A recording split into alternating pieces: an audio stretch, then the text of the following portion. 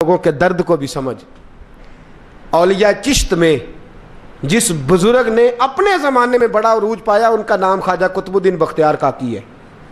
سب بولیے رحمت اللہ تعالی علیہ. خواجہ قطب الدین یہ شہزادے تھے اور مرید ہوئے تو خواجہ معین الدین صاحب کے ساتھ ہی آ گئے دلی میں. خواجہ معین الدین صاحب کی بھی کیا بات، عطائے رسول ہند الولی، اور ان کے مرید تھے بابا فرید الدین گنج شکر رحمت اللہ علیہ.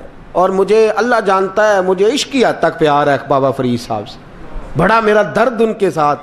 اور میں جتنا اس صوفی کو پڑھتا ہوں کم ہی لوگوں کو میں نے پڑھا ہے. حضرت بابا فرید کے پیر اور خواجہ معین الدین صاحب کے خلیفہ کیا نام ہے؟ خواجہ قطب الدین. مکتب میں پڑھنے گئے نا پہلے دن، 4 سال کی عمر تھی تو قاری صاحب نے الف با تا سا پڑھایا تو انہوں نے 15 سپارے قرآن پاک کے سنا دیے. تو کہنے لگے بیٹا تجھے کیسے آئے؟ کہنے لگے میری اماں 15 سپاروں کی حافظ ہے، وہ سارا دن قرآن پڑھتی رہتی تھی، مجھے سن سن کے یاد ہو گیا ہے. جے بالا نو گالاں یاد ہو سکدیاں نے تے قرآن پاک بھی یاد. اللہ خیر کرے، شرط یہ ہے کہ ہم گھر میں قرآن پڑھیں، بچوں کو سن سن کے بھی یاد ہو ہی جاتا ہے. خواجہ قطب الدین اتنا عروج پایا اس شیخ کامل نے کہ وقت کا بادشاہ بھی مرید ہو گیا. سلطان شمس الدین التمش مرید تھا، دلی کا بادشاہ بھی مرید تھا. اجمیر کا بادشاہ خواجہ معین الدین صاحب کا مرید نہیں ہوا، نہ پاک پتن کا بادشاہ بابا فرید کا مرید ہوا. لیکن خواجہ قطب صاحب کو اللہ نے یہ عظمت بھی دی، یہ شان ہے نا. اگرچہ صدقہ سارا خواجہ معین الدین کے قدموں کا ہی تھا، لیکن دلی کا بادشاہ مرید ہوا. اور اتنا اعلیٰ مرید ہوا کہ جب خواجہ قطب الدین صاحب کا وصال ہوا تو 3 شرطیں لگائی تھی. فرمایا میرا جنازہ وہ پڑھائے، جب سے توبہ کیا پھر اس کا سینے بد حرام کے لیے نہ کھلا ہو، اور جب سے توبہ کیا پھر لقمہ حرام اس کے گلے سے نہ گزرا ہو، اور جب سے توبہ کیا پھر کبھی نماز تہجد بھی قضا. بڑے بڑے صوفی میری طرح کے گردن جھکا کے کھڑے ہو گئے. 7ویں صف سے دلی کا بادشاہ نکل آیا، کہنے لگا پیرا ساری زندگی میں نے پردہ داری سے عبادت کی تھی، تو جاتی دفعہ مجھے بے نقاب کر گیا ہے. اتنا بڑا انہوں نے شخص تیار. اور حال یہ تھا، لوگ کہتے ہیں کہ فلانا آدمی امیر آدمی ہے تو حضرت صاحب کا تعلق پیر صاحب کا تعلق زیادہ ہے، تو اس کی عمارت نہ دیکھ، کبھی کبھی اس کی پرہیزگاری بھی دیکھ، اس کی خدمت گزاری بھی دیکھ. خواجہ قطب الدین صاحب پہ بھی الزام لگتے رہے. ایک الزام یہ بھی لگا کہ قریب چلے گئے. ہوا کیا، جب بادشاہ مرید ہوا تو کہنے لگا حضرت جی میں نے بادشاہی نہیں کرنی، میں نے اب خانقاہ میں رہنا ہے. تو فرمایا بیٹا تو چھوڑ دے گا تو کوئی ظالم بیٹھ جائے گا.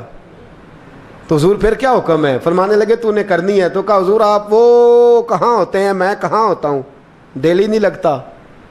تو آپ فرمانے لگے میں ڈیرا اٹھا کے تیرے قریب لے آتا ہوں. خواجہ صاحب 1 کلومیٹر کے فاصلے پر ڈیرا اٹھا کے لے آئے. فرمانے لگے میں تیری تربیت کرتا رہوں گا، تو مخلوق کا بھلا کرتے رہنا. صلی اللہ علیہ، تو حضور کی امت کا اللہ اکبر. وہ قریب. اس وقت بھی لوگوں نے بڑی باتیں کی کہ دیکھو جی بادشاہ تھا نا تو پیر صاحب بھی نیڑے آ گئے. لوگ دیکھتے نہیں کہ اصل بات کیا ہے. خیر وقت گزر گیا، بادشاہی مرید ہو گیا تو پھر دلی سارے میں اسلام، اتنا عدل انصاف. ہندوؤں کو بات پسند نہ آئی، انہوں نے کچھ مسلمان خرید لیے. سلطان شمس الدین التمش بیٹھا ہے دربار میں، جاگ رہے ہیں نا آپ لوگ سب، کہیے صلی اللہ علیہ. بڑی غور سے سننے والی بات. ایک دن سلطان شمس الدین تمش دربار میں بیٹھا ہے، قاضی عدالت بھی بیٹھے ہیں، مقدمات سنے جا رہے ہیں. باہر سے رونے کی آواز آنے لگی، چیخنے چلانے کی. بی بی بیان کر رہی کیا ہو گیا کیا ہو گیا. وہ ٹال لگے ہوتے تھے بادشاہوں کے، وہ بجنے لگے، زور ہونے لگا. بادشاہ نے کہا اس فریادی کو جلدی بلاؤ. وہ اندر عورت آئی تو چیخ چیخ کے رو رو کے اس نے اپنے کپڑے پھاڑ پھاڑ کے، برا حال، 2 مہینے کا بچہ. لوگ اس کی آہو زاری پر اس کی طرف متوجہ. بی بی کیا ہوا، پانی پلاؤ بٹھاؤ، یہ کیا ہو گیا. کہنے لگی لٹ گئی، عزت برباد ہو گئی، تباہ کر دی گئی. میں کیا ہوا؟ کہنے لگی بادشاہ ایک شخص میرا غیر شرعی خامند بنا، پھر مجھے حمل ہوا، پھر میری گود میں یہ بچہ ہے 2 مہینے کا. اب گئی ہوں تو وہ کہتا ہے کہ میرا تو تیرے سے تعلق ہی کوئی نہیں. بادشاہ کہنے لگے یہ سلطان شمس الدین تمش کی جگہ ہے اور میں نے رسول اللہ صلی اللہ علیہ وسلم کے دین کے مطابق حکومت استوار کی ہے. کون ہے جو تیرے ساتھ؟ ابھی گردن نہ کاٹ دوں گا, بات کر کون ہے. کہنے لگی تو کچھ بھی نہیں کرے گا, کوئی کچھ نہیں کر سکتا. لوگ کلمے چھوڑ کے بیٹھ گئے, توجہ ادھر ہو گئی. پراپوگنڈے بڑا اثر کرتے ہیں معاشرے پہ. رنگ ایسا عجیب ہے, انداز ایسا عجیب ہے. فرمایا بات تو کر. اس عورت کی آواز گونجی تو حالات ہی خراب ہو گئے. کہنے لگی بادشاہ حوصلہ پیدا کر سننے کا. کہا تو بات کر.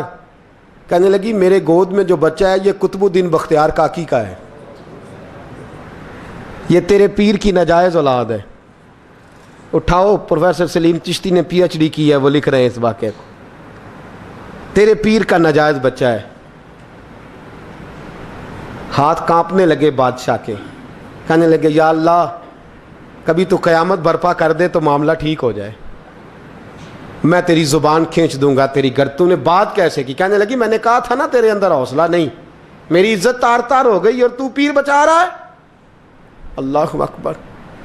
سلطان شمس الدین تمش آسمان کی طرف دیکھ کے کہنے لگے مولا مجھ مجرم کو جس کی برکت سے اٹھا کے تو نے مسجد میں پہنچایا, آج مجھے تو نے کس امتحان میں ڈال دیا؟ یہ کیا رنگ تو نے زندگی کا بنایا ہے. کہنے لگی بلا اسے, اڑاب گردن.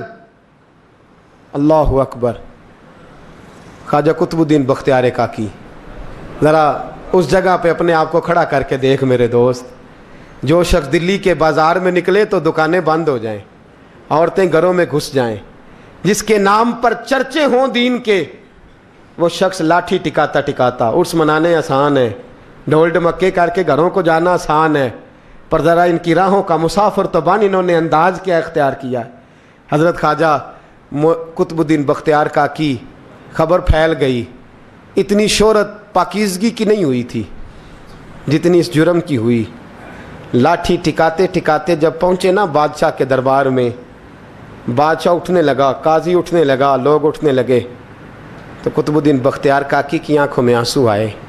مانے لگے بیٹو بیٹھ جاؤ, آج میں پیر بن کے نہیں آیا, میں مجرم بن کے آیا.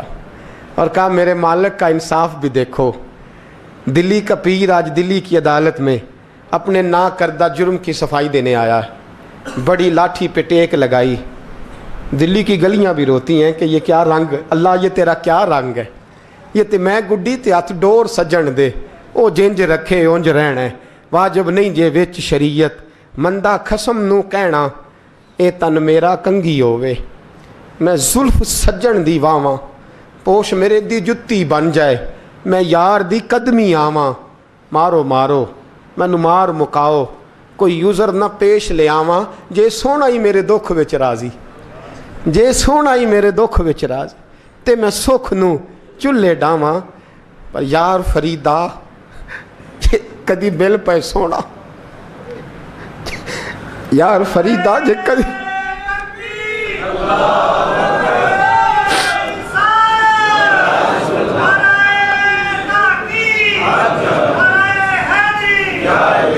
یہ کدی مل پہ سونا, بس انہوں رو رو حال سناواں.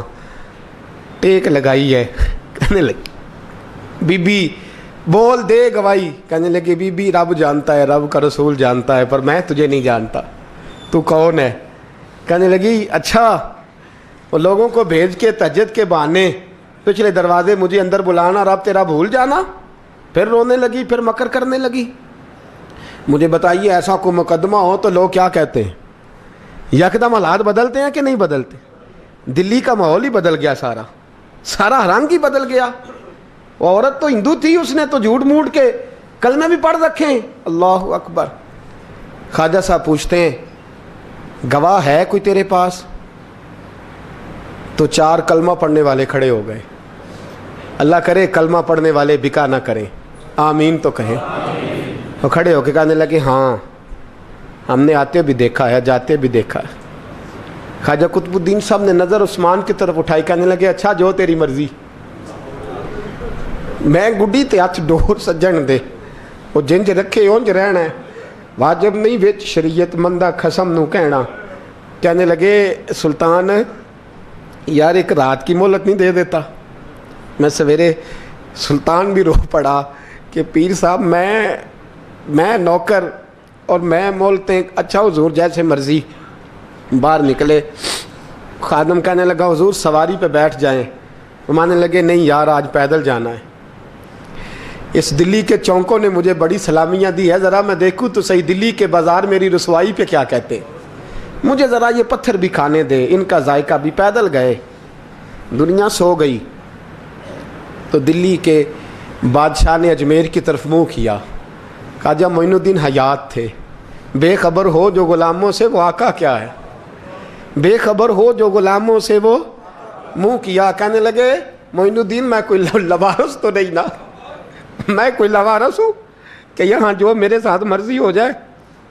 تیری مجبوریاں درست مگر تیرا وعدہ تھا ساتھ دینے کا وقت آیا ہے. میں کوئی لوارس نہیں کہ اب تو اجمیر میں بیٹھا رہے اور میں دکھ سارا اکیلے برداشت کروں.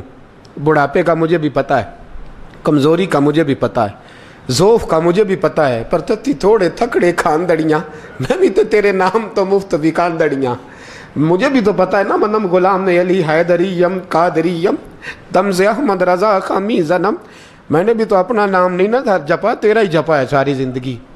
یہ لفظ کہے, کہتے میں رویا. آنکھ لگی تو حضرت خواجہ معین الدین صاحب خواب میں ملے. کہنے لگے قطب الدین میرا انتظار کرنا, میں پہنچ رہا ہوں. میرا انتظار کرنا, میرا انتظار. کیا کہا میاں صاحب نے؟ کہتے ہیں مالی دا کم پانی دینا, پھل کچے ہون یا پکے, اے پیر مرید دے سر تے ہی رہندا ہے, جھوٹے ہون یا سچے. میں آیا, فکر نہ کرنا. حضرت سویرے اٹھے, پھر گئے عدالت. پھر کہا نہ بھائی پروٹوکول, مجرموں کا پروٹوکول نہیں ہوتا, میں اکیلا جاؤں گا. جس کے آگے پیچھے نعرے ہوتے تنے تنہا. 2-4 منٹ زیادہ لے لوں آج آپ حضرات. کہتے میں پہنچا عدالت اور جا کے جب کہا نا کہ ہاں جی حضور بتائیے, گواہ بھی خلاف ہے, مقدم بولیں, تو کہنے لگے مجھے میرے شیخ نے حکم دیا ہے کہ میرا انتظار کرنا. پھر وہ جو باتیں کرنے والے تھے کہنے لگے جی کون گیا تھا اجمیر, کون آیا ہے وہاں سے, ہمیں روحانی باتیں نہ بتائی جائیں. یہاں سے تو ایک دن میں پہنچا نہیں جا سکتا, ٹرین بھی 36 گھنٹے لیتی ہے دلی سے جانے میں. تو کہا یہ کیسے ہو سکتا ہے, کوئی رات کو رات آپ کو خبر ہو گئی, آپ کیس کو لمبا نہ کریں. بادشاہ مرید ہے, لگتا ہے کہ یہ راتوں رات بھگا دے گا پیر کو. اتنی باتیں خواجہ صاحب نے سنی. جب بے گناہ آدمی کو یہ باتیں سننی پڑتی ہیں پھر دل بڑا ٹوٹتا ہے, پھر بڑی تکلیف ہوتی ہے. حضرت کہنے لگے یارو تمہاری مرضی. شمس الدین تمش کی آواز گونجی. فرمایا جیسے انہوں نے کہا ویسے کیا جائے گا. 3 دن کے لیے عدالت برخاست کر دی جاتی ہے. چیم گوئیاں ہونے لگی, پھبتیاں کسی جانے لگی. تیسرے دن شام کا وعدہ تھا, چوتھے دن عدالت جانا تھا. قطب الدین بختیار کاکی کے پاس لوگ آ کے افسوس کرتے تو آپ بولتے نہیں. یہاں تو لوگ صفائیاں دیتے بولتے نہیں. فرماتے یار میں گڈی تے ہاتھ ڈور سجن دے, وہ جینج رکھے, میں اونج ہی رہنا ہے, جیسے اس کی مرضی ویسے. جیڑیاں گڈیاں آپ پہ اڈیاں ہو نہ چڑھن اونچائیاں, وہی گڈیاں اونچیاں اڈیاں جیڑیاں سائیاں آپ چڑھائیاں. فرمایا ٹھیک ہے جیسے وہ رکھے, میں راضی ہوں. اللہ اکبر. تیسرے دن کی مغرب کا وعدہ تھا. جب مغرب کا سورج ڈوب گیا نا, بڑے قافلے اجمیر سے آئے پر معین الدین نہ آیا. وعدہ کیا تھا یار نے, آؤں گا دن ڈھلے. وہ خواجہ غلام فرید صاحب رحمۃ اللہ تعالیٰ علیہ فرمایا کرتے تھے نا, کوا کھانے لگا آنکھیں تو کہنے لگے کاغا اے تن سارا ہی کھائیو, میرا چن چن کھائیو ماس, میرے 2 نین نہ کھائیو, مینو پیا ملن دی آس. نے کہا سارا کھا جا, آنکھیں چھوڑ دے. اس نے کہا تھا میں آؤں گا, انتظار لمبا ہو گیا ہے پر میری امید تو نہیں نہ ٹوٹی. مغرب کی اذان ہوئی تو لوگ کہنے لگے لو جی اب بس ہو گئی. خواجہ قطب الدین صاحب نے اللہ اکبر کہہ کے مغرب کی جماعت جب میدان میں کھڑی کی تو اپنی بھی چیخ نکل گئی, آئے نہیں. لیکن جب نماز کا سلام پھیرا تو خواجہ معین الدین صاحب کی 2 رکعتیں ابھی باقی تھیں. خواجہ صاحب پیچھے نماز پڑھ رہے ہیں, سلام پھیرا اور نماز کے بعد جب اٹھے نا تو خواجہ صاحب کے سینے کے سینہ لگا. تو کہا حضرت جی میں شہزادہ تھا, آپ نے کہا تھا خشک روٹی کھانا تو میں نے خشک کی کھائی ہے, آپ نے کہا تھا فاقے کرنا تو میں نے کیے ہیں, آپ نے کہا وطن واپس نہیں جانا تو میں نہیں گیا. حضور اس امتحان کا آپ نے بتایا ہی نہیں تھا. کہ مجھے بتا جاتے اب اس سفید داڑھی سے میں جواب دیتا پھروں. خواجہ معین الدین صاحب نے جھٹکا, پیچھے ہٹ, تو زیادہ عزت والا ہے کہ یوسف زیادہ عزت والا تھا؟ تو زیادہ مقام والا ہے کہ عائشہ زیادہ مقام والی تھی؟ چپ کر, یہ کچھ صوفیاء کا طریقہ ہے, چپ کر. عرض کی حضور غلطی ہو گئی, میں پہلے نہیں رویا, تو ملا ہے تو رویا ہو. میں پہلے نہیں تڑپا, میں نے شکوا نہیں, تو ملا ہے. اپنا ہی کو ملے تو دکھ یاد آتے ہیں نا. فرمایا چپ کر, جا سلطان سے کہہ دے سویرے نماز کے بعد عدالت لگا دے. سویرے جب عدالت لگی نا تو خواجہ معین الدین صاحب بازو پکڑا خواجہ قطب صاحب کا, نکلے تو دیکھا لائنیں لگی ہیں, مجمع لگا ہے, آنکھوں میں آنسو آ گئے.